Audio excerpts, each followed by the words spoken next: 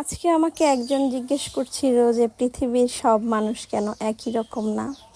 তো আমি বলছিলাম যে পৃথিবীর সব মানুষ যদি একই রকম হতো তাহলে তো আল্লাহ আর পৃথিবী সৃষ্টি করতো না। আল্লাহ তো দেখার জন্যই সৃষ্টি করেছে কে কীরকম কার সাথে ব্যবহার করছে, কার ব্যবহারটা কীরকম। তোমাদেরকে যে দুনিয়াতে পাঠিয়েছি তোমরা কে কি করেছো, তো সব কিছুরই আল্লাহ তালা হিসাব নিবে, আল্লাহই ভালো জানে। আচ্ছা যাই হোক, আসসালামু আলাইকুম এভরিওয়ান, কি অবস্থা সবার? আশা করছি সবাই অনেক অনেক ভালো আছেন, সবার ঈদ অনেক ভালো কাটছে। তো এই তো আমি তো ঈদের ব্লগগুলো এখনও দিতে পারছি না, নেক্সট ব্লগে আপনাদের সাথে শেয়ার করব ঈদের ব্লগ। তো এখন আজকে আমি ছাদে চলে আসছিলাম, ছাদে আজকে ছাদ থেকে আমি কিছু শাক সবজি নিয়ে যাব। ছাদে অল্প পরিসরে আমি কিছু গাছ লাগিয়েছি, তো সেগুলো থেকেই অল্প অল্প সবজি শাক তো এগুলো নিয়ে যেতে আমার অনেক বেশি ভালো লাগে। বাসায় অনেক সবজি আছে, বাট এগুলো নিয়ে আজকে রান্না করব। আমার ছোটবেলা যে আমরা মানে খেলা করতাম যে জোলাবাতি, আমরা জোলাবাতি বলি আমাদের এলাকায়। তো এটা কি অঞ্চলে কি বলে জানি না, আমরা জোলা বাতিল এই টাইপসের কিছু একটা বলি। তো আমরা সবাই মিলে মানে সব ভাই বোনরা মিলে, ছোট ছোট ভাই বোনরা মিলে এই গাছ থেকে ওই গাছ থেকে এটা সেটা নিয়ে ছোট সময় নিজে নিজে কেটে কুটে রান্না করতাম, তখন আমার অনেক ভালো লাগতো। তো আজকে এই গাছ থেকে আমি ছোট ছোট জিনিসগুলো নিচ্ছিলাম, আর আমার তখন এর কথা অনেক বেশি মনে পড়ছিল। তো এই তো গাছের মধ্যে অনেক মরিচ হয়েছে আর কিছু শাক হয়েছে, সেগুলো আমি নিয়ে যাচ্ছি। আর গাছের মধ্যে কিছু করমচা হয়েছে, এটা দিয়ে আজকে ডাল রান্না করব।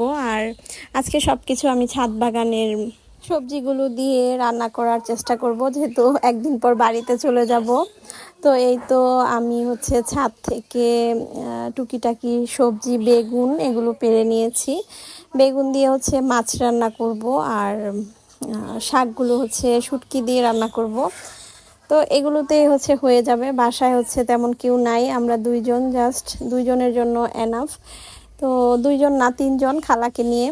তো এরপর বৃষ্টি হচ্ছিল, আর বৃষ্টির মধ্যে ভিজছিলাম। অনেক দিন পর বাচ্চাদের স্কুল অফ হয়ে গিয়েছিল, তাই মানে একটু নিজের জন্য সময় বের করতে পেরেছি। তো আমার কাছে বৃষ্টি পড়লে ইচ্ছা করে ছাদে এসে অল্প অল্প করে একটু ভিজি। তো বেশি বেশি বৃষ্টিতে ভিজতে ভালো লাগে না, হালকা ঝিরিঝিরি বৃষ্টিতে আমার ভিজতে অনেক বেশি ভালো লাগে। তো এই তো ছাদে এসে আমি কিছুক্ষণ ভিজছিলাম, আর আর নিচে খালা চলে আসছিল, খালাকে আমি সব কিছু গুছিয়ে দিয়েছিলাম, রান্নার সব কিছু। এরপর নিচে চলে আসছি, আর আমি এখানে মাছ বেগুন দিয়ে রান্না করেছি, গাছের বেগুন দিয়ে। দেন শাকটা শুটকি দিয়ে রান্না করেছি।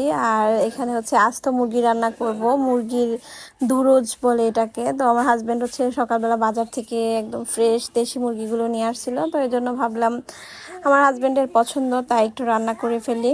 তো এই তো রান্না করছি, আর এত বৃষ্টি পড়ছিল, ঝপ ঝপ করে বৃষ্টি পড়ছিল, একদম ঝিনি বৃষ্টি। তো বৃষ্টির মধ্যে তো আমার খুবই ভালো লাগে, বৃষ্টি আসলেই আমার ভালো লাগে। আর বৃষ্টি আসলে সবচেয়ে বেশি খুশি হই আমি, রিজন হলো আমার গাছে পানি দিতে হয় না, এর জন্য আমার অনেক বেশি ভালো লাগে। গাছগুলো একদম তরতাজা সতেজ হয়ে যায়, গাছে পানি দেওয়ার টেনশনটা একদমই থাকে না বৃষ্টি আসলে। আমি কিন্তু এখন গ্রামের বাড়িতে বসে ভয়েস ওভার দিচ্ছিলাম। আর গ্রামে তো অনেক বেশি ক্রাউড, ঈদের সময় সবাই হইচই করছে, মানে সবার মাঝখানে আমি ভয়েস ওভারটা দিচ্ছিলাম। তো এই তো এখানে আমি মুরগির দুরুজটাকে রান্না করে ফেলেছি, আর এই দুরুজটা আজকে অনেক বেশি মজা হয়েছিল। আমার হাজব্যান্ড এটাকে দুরুজ বলে, আমি এটার নাম জানি না। তো এটা আমি আস্তই রান্না করেছিলাম, আর এত সুন্দর একটা ফ্লেভার আসছিল, খেতেও অনেক বেশি ভালো হয়েছিল। দুপুরবেলা সবাইকে খাবার দিয়ে দিয়েছিলাম। তো বৃষ্টি তো বন্ধই হচ্ছে না, বৃষ্টি শুধু পড়তেছেই। তো আমি একটু পরপর জানলা দিয়ে বৃষ্টিগুলো দেখছিলাম, খুব সুন্দর লাগছিল বৃষ্টিগুলো। এরপর ফ্রেশ হয়ে সবাইকে খাবার দাবার খাইয়েছি। আর বৃষ্টি পড়লেও কিন্তু অনেক বেশি গরম যাচ্ছে না। আমি সকালবেলা একটা ম্যাঙ্গো মিল্ক পুডিং বানিয়েছিলাম, তো সেটা ফ্রিজে রেখে দিয়েছিলাম। এখন আমি এটা ফ্রিজ থেকে নামিয়ে নিচ্ছি, ফ্রিজ থেকে নামিয়ে এটা ডিমোল্ড করব। আর এখনের সিজনে যেহেতু ভরপুর আমের সিজন, তাই এই ম্যাঙ্গো মিল্ক পুডিংটা আমি বানিয়েছি, আর এটা এতটাই টেস্টি হয়েছিল, সবাই বলেছে অনেক বেশি মজা হয়েছে। এই পুডিংটা মোল্ডের মধ্যে খুব সুন্দরভাবে হচ্ছে সেট হয়ে গিয়েছিল, মানে সার্ভিং ডিশে যেই ডিশটাতে আমি নিয়েছিলাম। তো এখন হচ্ছে আমি পুডিংটাকে হচ্ছে মোল্ড আউট করব। এখন একটা প্লেটে যেটাতে হচ্ছে আমি সার্ভ করব সেটার মধ্যে হচ্ছে মোল্ড আউট করে নিয়েছি। আর পুডিংটা দেখে আমি পুরাই অবাক, ভাবতে পারিনি এতটা পারফেক্টভাবে হবে, যেহেতু পুডিংটা আমি অনেক তাড়াহুড়া করে বানিয়েছিলাম। রেসিপিটা লাগলে অবশ্যই আমাকে কমেন্ট করবেন, নেক্সট ব্লগে আমি রেসিপিটা শেয়ার করব আপনাদের সাথে। তো আমি বরাবরই মাঝে মধ্যেই এই ধরনের পুডিংগুলো বাসায় বানাই, বাট সবগুলো রেসিপি ভিডিও করা হয় না, সেই জন্য হচ্ছে আপনাদের সাথে শেয়ারও করা হয় না। তো আপনারা যদি রেসিপি জানতে চান তাহলে আমাকে জানাবেন, তাহলে আপনাদের যে রেসিপিগুলো লাগবে সেগুলো হচ্ছে আমি আপনাদের সাথে শেয়ার করে দিব।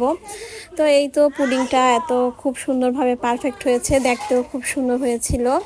মাশাল্লাহ, আপনাদের কাছে কেমন লেগেছে অবশ্যই জানাবেন। হচ্ছে আমি পুডিংটাকে সবাইকে সার্ভ করে দিব। পুডিংটা কিন্তু আমার কাছেই দেখতে অনেক ভালো হয়েছে। তো আমি হচ্ছে এক একবার এক এক মোল্ডে সেট করি, তো আজকে হচ্ছে একটু ছড়ানো মোল্ডে সেট করি, সেটা একটু হাইট হলে আর একটু বেশি দেখতে ভালো হইতো। তো এই তো এখন হচ্ছে আমি পুডিংটা কেটে নিয়েছি, আমি হচ্ছে এখন টেস্ট করে দেখব কেমন হয়েছে। আর পুডিংটা আমার কাছে দেখেই সুন্দর লাগছিল, তো দেখেই মনে হচ্ছিল খেতে অনেকটাই ভালো হবে। পুডিংটা কিন্তু অনেক বেশি মজা হয়েছে, অনেক পারফেক্টভাবে হয়েছে পুডিংটা। আর এই পুডিংটা বানাতে তেমন কিছুই লাগে নাই, জাস্ট 3টা উপকরণ দিয়ে আমি এই পুডিংটাকে বানিয়ে ফেলেছিলাম। তো এই তো আপনারা অবশ্যই জানাবেন পুডিংটা কেমন হয়েছে। আমার কাছে তো ভীষণ ভালো লেগেছে, বাচ্চাদের কাছেও এই পুডিংটা ভীষণ ভালো লাগে, ওদের কাছে তো আরও বেশি মজা লাগে, যেহেতু পুডিংটা একদমই জেলির মতো লাগে আর কি খেতে। বাজারে কেনা যেই বাচ্চাদের ছোট ছোট কাপ জেলিগুলো পাওয়া যায় সেরকম হয়েছিল। তো এই তো আজকের ব্লগটা এ পর্যন্তই, নেক্সট ব্লগে সবাইকে স্বাগতম। Thank you for watching my video.